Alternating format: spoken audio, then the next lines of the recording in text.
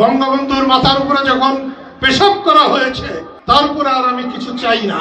আমার এখন পেশাব করুক আর গলা কাটুক, তাতে কিছু যায় আসে না। ৭১ সালে মুক্তিযুদ্ধে তারা যা করেছে তার জন্য যদি ক্ষমা প্রার্থনা না করে, বাংলাদেশের শাসন ক্ষমতায় কোনোদিন জামাত ইসলাম যেতে পারবে না। আমি ছেলেবেলার সবচেয়ে, অন্তত টাঙ্গাইল জেলার মধ্যে সবচেয়ে অপদার্থ মানুষ ছিলাম। আমি আজকে পদার্থ না হতে পারি, কিন্তু অপদার্থ হিসাবে আমি গণ্য হব এটা বিশ্বাস করি। আমি দল করেছিলাম সেবা করার জন্য, ক্ষমতা দেখাবার জন্য না। আল্লাহ আমাকে যথেষ্ট ক্ষমতা দিয়েছিলেন, এখন আমাকে যথেষ্ট সম্মান দিয়েছে। বঙ্গবন্ধুর মাথার উপরে যখন পেশাব করা হয়েছে, তারপরে আর আমি কিছু চাই না।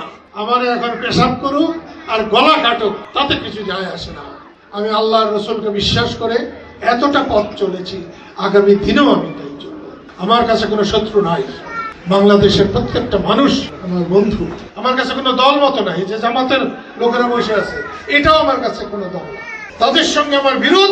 ৭১ সালে মুক্তিযুদ্ধে তারা যা করেছে সেটা অন্যায় ছিল, কাজগুলো অন্যায় হয়েছে। আজকের সন্তানেরা সেই কাজের সঙ্গে জড়িত ছিল না।